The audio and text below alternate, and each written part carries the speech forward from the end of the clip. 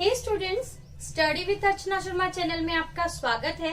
देखिए, अब तक की सरकारें, अब तक के प्रधानमंत्री वीडियो में हम पार्ट 1 ला चुके हैं, जिसमें हमने बात की नेहरू जी के कार्यकाल की और शास्त्री जी के कार्यकाल की। आज हम इंदिरा गांधी जी से शुरुआत करते हैं। देखिए, लोकसभा चुनाव जो हुए 1962 के, तो ये तीसरी लोकसभा ही चल रही है। इसी बीच नेहरू जी की डेथ हो जाती है। गुलजारी लाल नंदा जी लगभग 13 दिन के लिए पीएम बनते हैं, कार्यवाहक। उसके बाद शास्त्री जी बनते हैं, ठीक है, और 19 माह के लगभग उनका कार्यकाल रहता है। फिर उनकी भी मृत्यु हो जाती है। तो लोकसभा भी तीसरी ही चल रही है, ठीक है, 62 वाली। जैसे ही शास्त्री जी की मृत्यु हो जाती है, नंदा जी को कार्यवाहक पीएम बना दिया जाता है। उसके बाद वापस वही रेस शुरू होती है कि अब कांग्रेस दल किसे पीएम का बनाए, और इस दौड़ में मोरारजी देसाई और इंदिरा गांधी जी शामिल होते हैं। वही कांग्रेस अध्यक्ष कामराज, जो कि किंग मेकर माने जाते हैं, किंग मेकर, उन्होंने इंदिरा गांधी जी को मोरारजी देसाई के विरोध के बावजूद भी पीएम बना दिया, ठीक है। शास्त्री जी के मंत्रिमंडल में भी सूचना एवं प्रसारण मंत्रालय उनके पास था।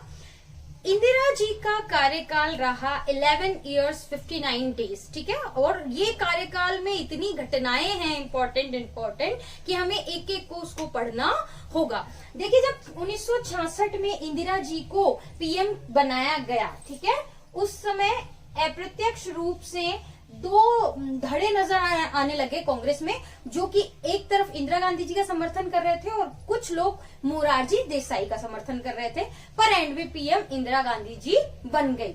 उसके बाद में 1967 के चुनाव हुए, ठीक है, 1967 के चुनाव हुए, ये हुए चौथी लोकसभा के, ठीक है। उसके बाद में कौन से चुनाव हुए? 1967 के। तो इंदिरा गांधी जी का कार्यकाल 62 वाली जो लोकसभा है ना, उसी में चल रहा है। और उसके बाद में अगला चुनाव उनका हुआ चौथी लोकसभा 1967, इसमें भी वे पीएम बनी, ठीक है।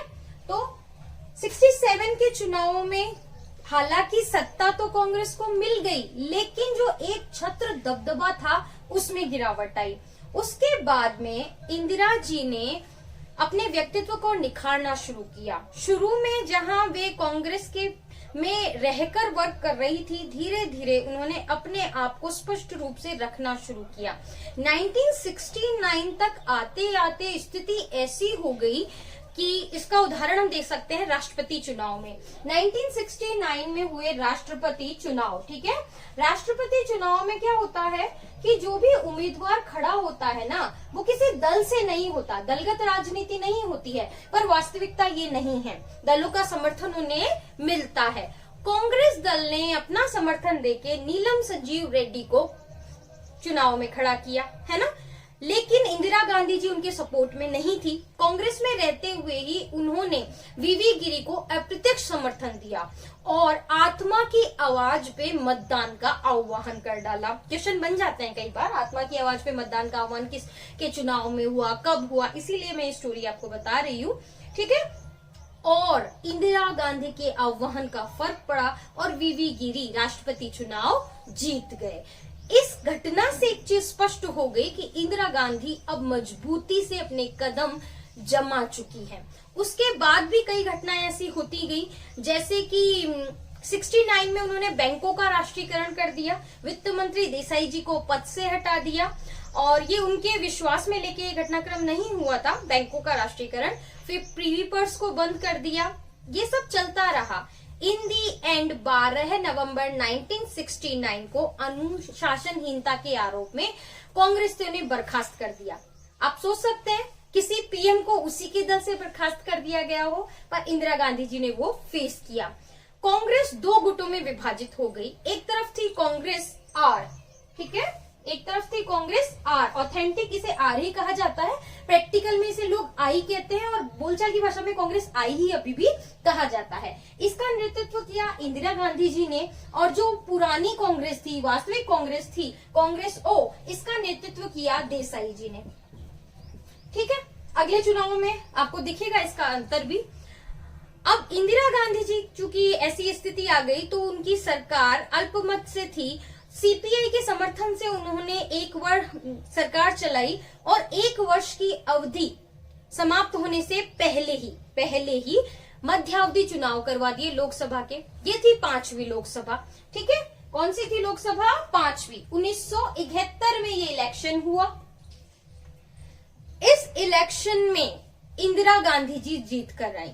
इंदिरा गांधी जी ने चुनाव में नारा दिया था गरीबी हटाओ, और उनकी विपक्ष वालों ने नारा दिया था इंदिरा हटाओ, ठीक है। तो उनके गरीबी हटाओ नारे पे भी बहुत सारे प्रश्न बनते हैं। तो ये 5वीं लोकसभा में 1971 में उन्होंने चुनाव में ये नारा दिया था। इंदिरा गांधी जी वापस पीएम बन चुकी हैं। अब उनकी मजबूती स्पष्ट रूप से सबके सामने थी। इस बीच 1971 में भारत पाक युद्ध होता है और बांग्लादेश एक स्वतंत्र देश के रूप में सामने आता है। भारत पाक युद्ध जो 1971 में हुआ, जिस मजबूती से अंतरराष्ट्रीय स्तर पर भारत को इंदिरा जी लेकर गई, ठीक है, वो अमेरिका से डरी नहीं, उन्होंने सोवियत संघ से मित्रता की और अपनी छवि, भारत की एक स्वतंत्र छवि, मजबूत छवि अंतरराष्ट्रीय स्तर पर बनाई। इस छवि की हिम्मत से ही हम लोगों ने न्यूक्लियर टेस्ट किया, ठीक है। उस मजबूत जो हमारा इरादा बना था उसके बिहाफ पे ही स्माइलिंग बुद्धा करके ये न्यूक्लियर टेस्ट हुआ 18 मई 1974 को, ठीक है ना। उसके बाद में ये सब कुछ चल रहा था। इसी बीच इलाहाबाद हाई कोर्ट में उनका एक केस चल रहा था उन पर। ये केस था चुनाव में भ्रष्टाचार को लेके, जो 1971 में उन्होंने चुनाव करवाया था। इस केस में स्टेट मशीनरी का गलत इस्तेमाल करने का उनपे आरोप था। स्टेट मशीनरी का गलत इस्तेमाल, जैसे कि पुलिस की सहायता से उन्होंने मंच बनवा लिया, फ्री इलेक्ट्रिसिटी ले ली, इस तरीके से आरोप सिद्ध हुए। उसके बाद में इंदिरा जी के चुनाव को वैध घोषित कर दिया गया, है ना। इंदिरा जी ने वो सुप्रीम कोर्ट में वो केस लेके गई। अब ये सब कुछ उठापटक चल रही है। इंदिरा जी इस्तीफा देने की जगह अपने को बचाने के लिए और कुछ ऐसी परिस्थितियां बन गई कि उन्होंने इमरजेंसी लागू कर दी। कहा तो उन्हें इस्तीफा देना चाहिए था, अगला चुनाव होना चाहिए था, और हुआ क्या? इमरजेंसी लागू हो गई। ये इमरजेंसी 25 से 26 जो जून की मिडनाइट थी, इसलिए दोनों डेट्स पे आप कंफ्यूज नहीं होना, दोनों डेट्स ही राइट कहेंगी ऑप्शन के अकॉर्डिंग। तो 25 से 26 जून को 1975 को उन्होंने इमरजेंसी लागू कर दी और ये चली 21 मार्च 1977 तक। अब नेक्स्ट वीडियो में हम अगला जो लोकसभा चुनाव होगा, 6ठी लोकसभा का 1977 का, इमरजेंसी का उस चुनाव पे क्या फर्क हुआ, किस तरह से कांग्रेस से अलग स्वतः दूसरी दलों की गवर्नमेंट बनी, किस तरह से देसाई सरकार आई, क्या कुछ हुआ, ये सब कुछ हम बात करेंगे नेक्स्ट वीडियो में। Thank you.